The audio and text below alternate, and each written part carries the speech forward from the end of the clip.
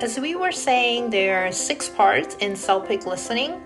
So part 1 is listening to problem solving. In this vid, we are going to go over the overview and key strategies, examples, analysis, and key takeaway. CELPIP listening part 1, it's about problem solving. So here's an agenda for today's vid. We're going to go over the overview, the key strategies, example. We can do one practice test, part 1, and some analysis, some key takeaway, and the next. Here's an overview for listening to problem solving. So it's about 8 minutes to answer 8 questions. The conversation is typically about 2 speakers, 1 man and 1 woman. The conversation is typically broken into 3 sections of an audio, and each section is about 1 and 1.5 minutes. So after each audio, you will answer 2 to 3 questions about that section, and 30 seconds to hear and answer each section. Each questions, and you will see the timer on the top right corner. The examples of the problem solving in part 1, you could hear 2 co-workers discussing a problem, and one of them is having a problem and the other person is trying to solve it. And the other example could be a customer asking a cashier for help for a return or a purchase. And the formality of the problem solving in part 1 is conversational. It's relatively informal and polite. The tone is helpful, and one speaker wants to help the other with a problem. And the speakers don't know each other. So in problem solving, keep in mind that you need to understand the context, the background of the place, and what could be the problem, and what are the solutions suggested. The key strategies for this part, we want to predict and preview. Do the speakers know each other?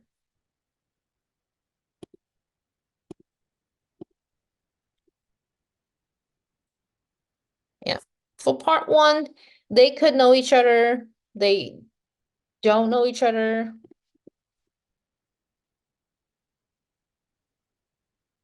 Typically, they don't know each other. It could be at the supermarket. They know each other, then they could be co-workers. And where will the conversation take place? All right, it could be at an office, it could be in the park, community center, for example, or bank.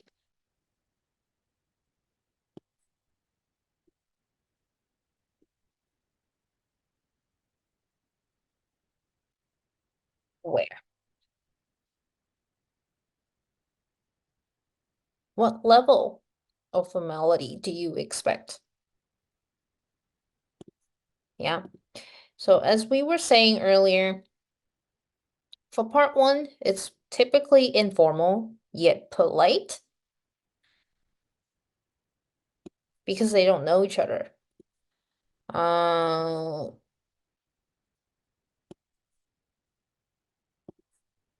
So it's always going to be polite, informal. Identifying main ideas and key details. Yeah. Who, where. So the typically 5H questions we always want to have in mind as our second nature. So what, where, when, which, why, how, etc. How do the speakers know each other? Yeah. This is a clue that you might see on the first page at your introductory statement. Clue. Yeah. And what is a problem? Yeah, it's very important. What is a problem? And what solutions are suggested? Yeah, this is the key idea for the test taker to understand. Okay, do you understand the problem and the solution? And next, we want to inferring feelings and attitude. Inferring, meaning that they won't clearly state the answer that you see on the question.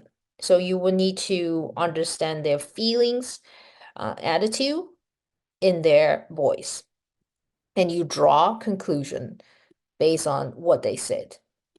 So infer feelings and attitude.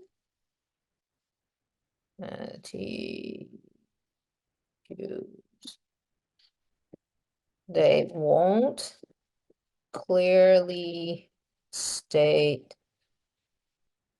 the answer. Yeah. So you will need to draw conclusion. You will need to draw conclusion based on their voice and attitude. Yeah. And a typical question you might hear, okay,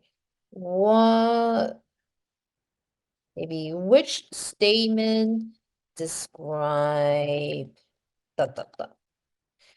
Or you might hear, why does this man feel upset, for example? Yeah. And next, how does the speaker with the problem feel? Yeah. How does that make she feel? Okay. Why does this woman feel anxious? Why is she stressed, for example?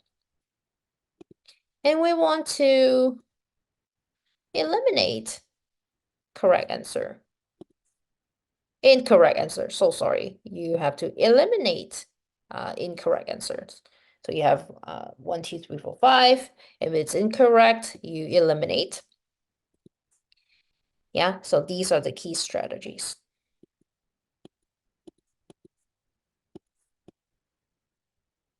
And now we can look at an example.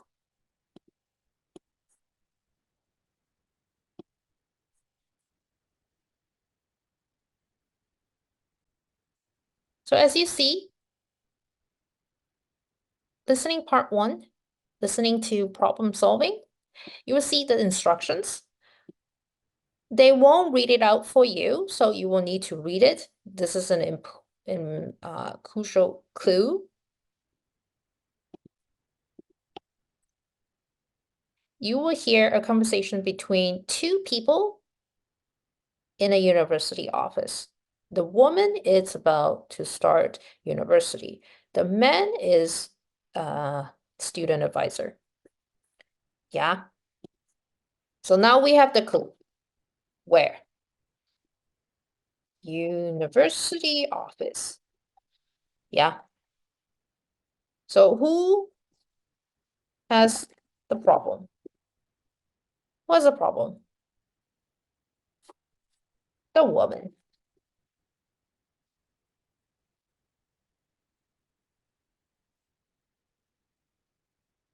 Who has the solution? Solution. Yeah, the men. Yeah, student advisor. Yeah, so what are the possible issues that you might encounter if you are at the university office? Yeah.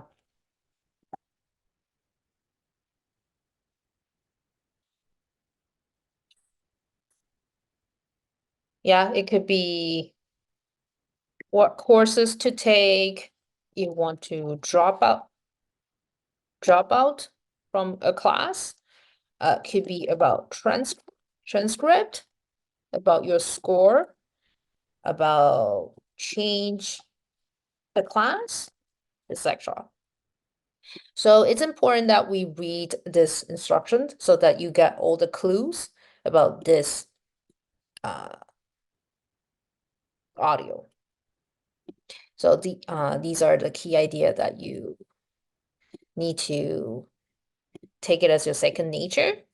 Yeah. And next. Hello. How can I help you? I'm registered for the Honors Psychology program, and for the foreign language requirement, I'd like to take Latin, but it's offered at the same time as the first-year Honors Psychology course. You could take French instead. But I took French in high school, every single year. Well, you could take the first-year general psychology course and then just switch to the honors courses in your second year. That way, you could take Latin.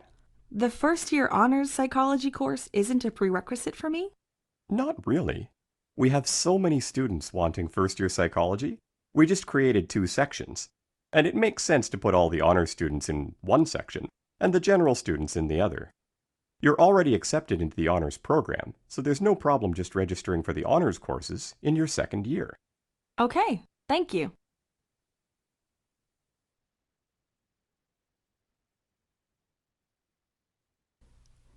Question 1. What is the woman's problem? So you have 30 seconds.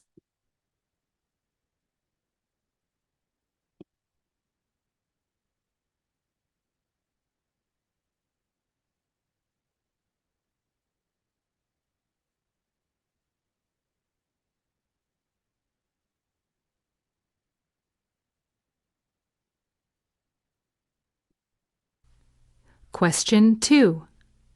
What does the woman think about taking French?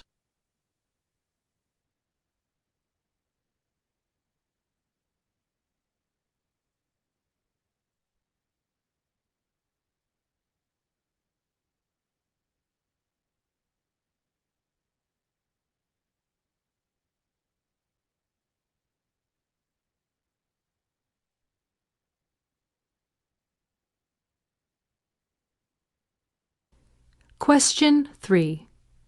What does the man imply about the first-year psychology courses?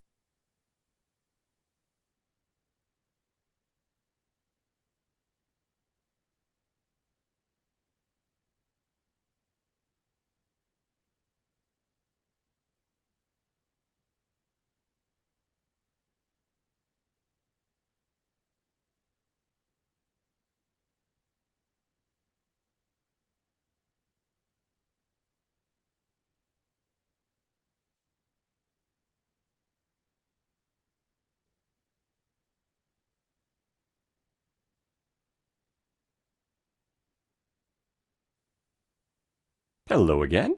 Hi, I was talking to a friend about what you advised, and she actually did that. But she said that once she was in second year, she never got anything higher than an A-. Her professors thought she was just a general student trying to step up to the honors level, even though, like me, she was an A-plus student all through high school. I'm sorry to hear that. Many students' grades go down once they're in university. Perhaps your friend's high school teachers graded easy. I really don't think our professors would be so prejudiced. I'm sure they grade assignments fairly. I hope you're right. Even so, I'd like to be considered an honor student from the beginning. She also said that by second year, everyone's formed their groups, so she felt like an outsider in the honors program for the rest of her degree. I see. Well, there might be another solution.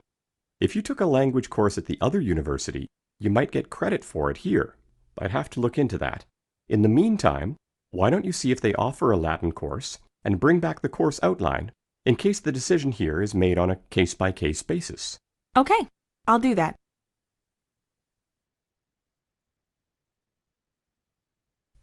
Question 4.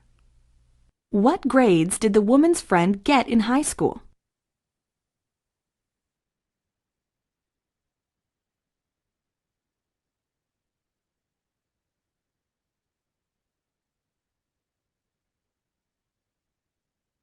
Question 5. What is the woman concerned about?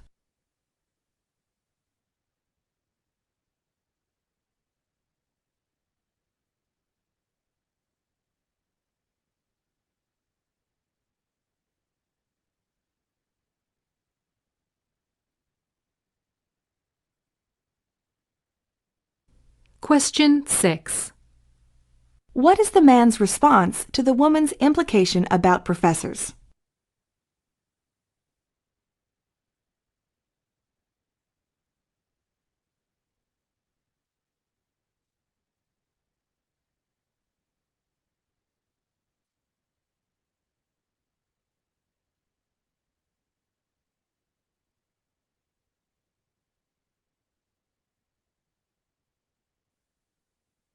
Hello! I have good news.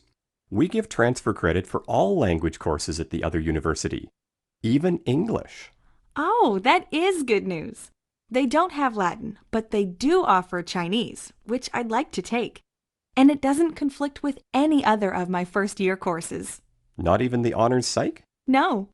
Then you're all set. Yes.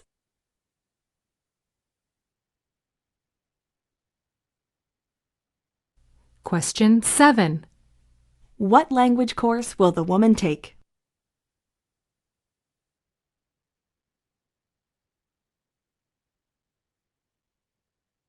Question 8. How would you describe the ending?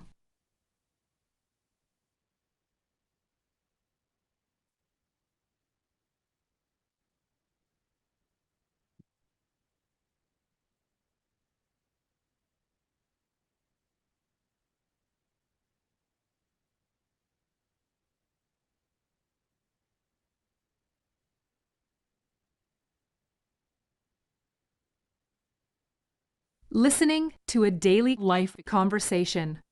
You will hear a Question 8. All right, so that was part 1. So now we can go over the answer key. All right. So as you see, so for part 1,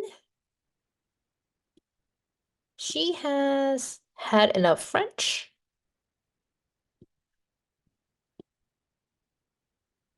The first, let's go over each by each. So the first one is she wants to take 2 courses that conflict. Has a conflict of time.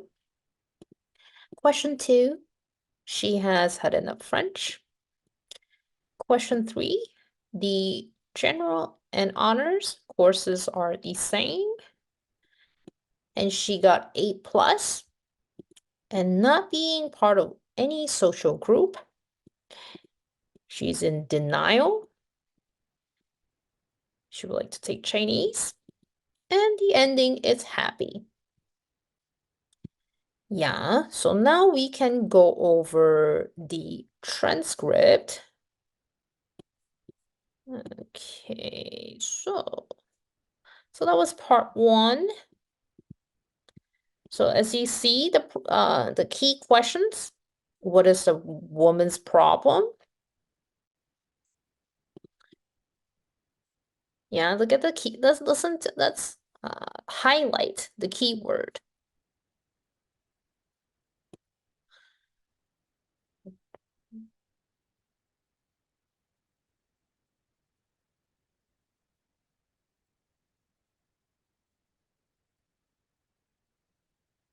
Yes. So right here, yeah, I like to take Latin, but it's offered at the same time as the first year honors psychology course, meaning this is a conflict of scheduling, conflict of the class. She would like to take Latin. Yeah. And what does a woman think about taking French?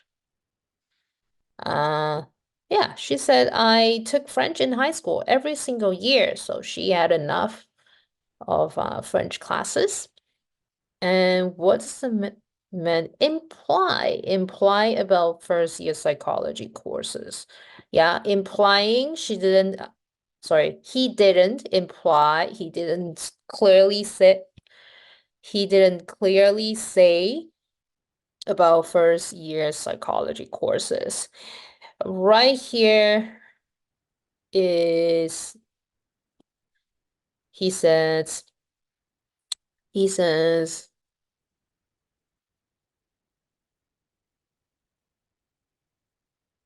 yeah, many students wanting first year psychology, which is grade 2 section.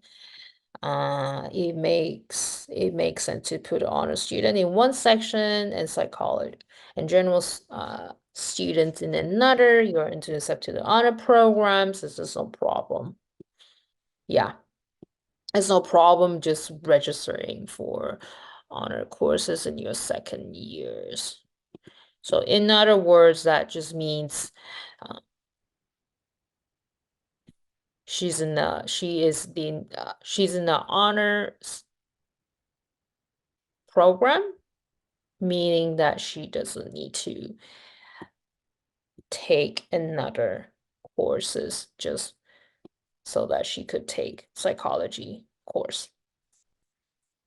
Yeah. And for question 4 to 6, what grade did the woman's friend get in high school? So right here, yeah, she's an A+ student all through high school. Meaning grade 10 to grade 12. She was an A+ student. And what is the woman concerned about? What is the woman concerned about?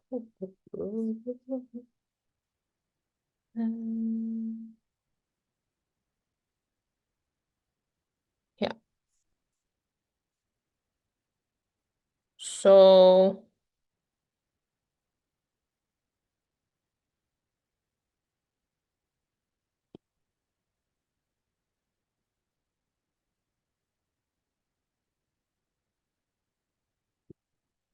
yeah, she's concerned that she felt like an outsider in the honors program for the rest of her degree. Yeah, because most classmates, everyone formed their groups, meaning that she's worried that she cannot fit in. Yeah, everyone formed their groups, and if she just joined, in the second year, she would feel like an outsider. Yeah. And what's the men's response to women's implication about the professor?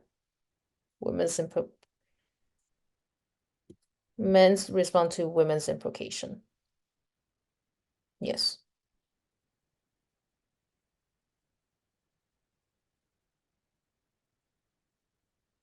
Yeah. So the men offer an alternative.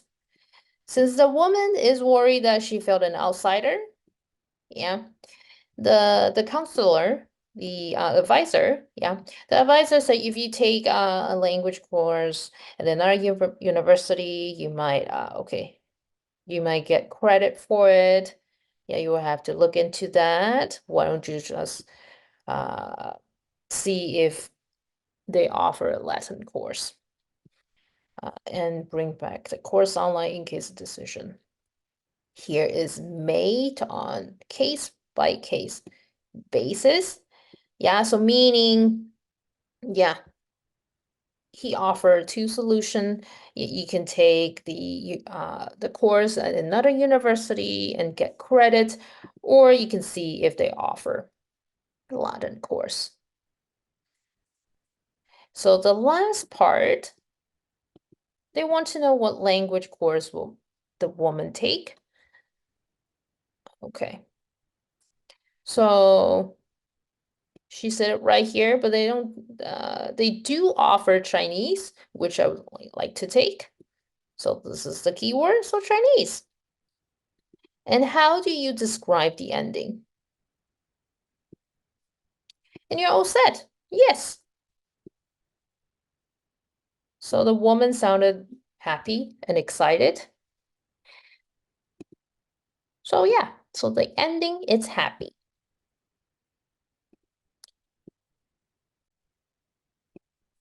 Okay.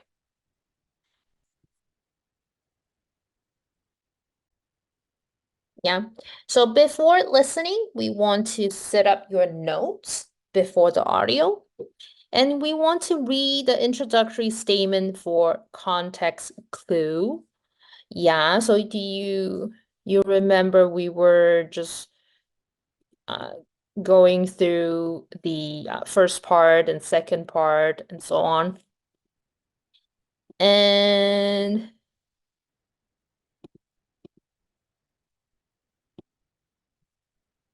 while listening, we want to identify the topic of the conversation.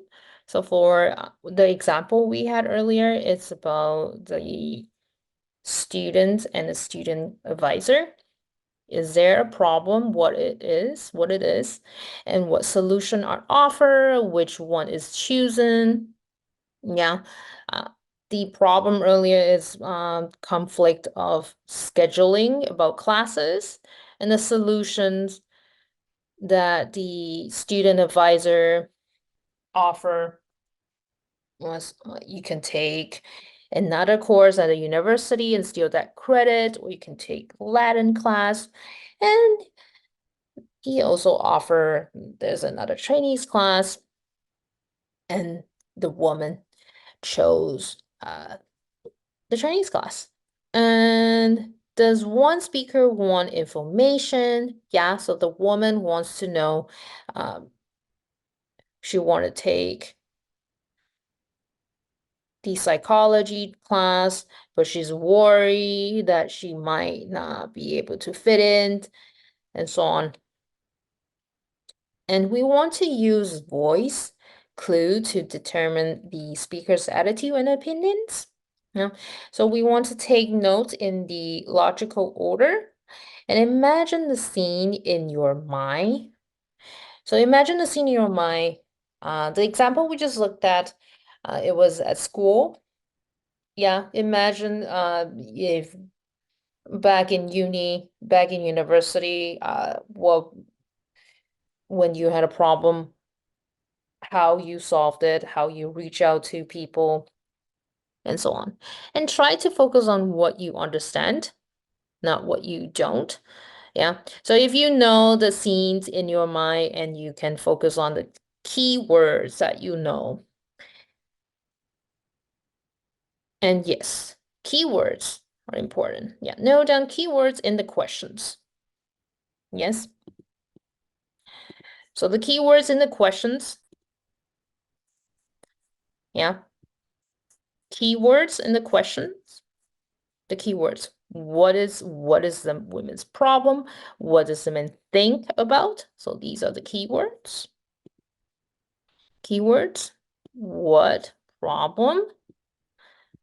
What does the woman think about? What does the man imply about first year psychology? So these are the keywords in the question.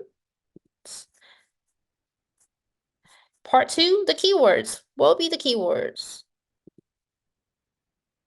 What grades? We want to know the grade. Concern about woman's response. Men's response to the woman's implications about professors. Yes.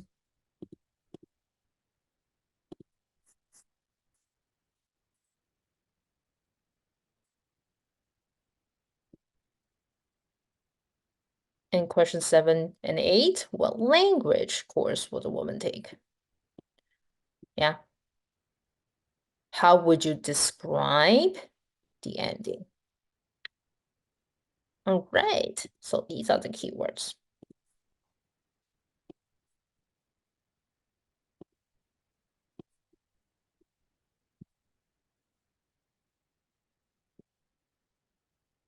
So in part 1, 2, and 3, you get to read the questions.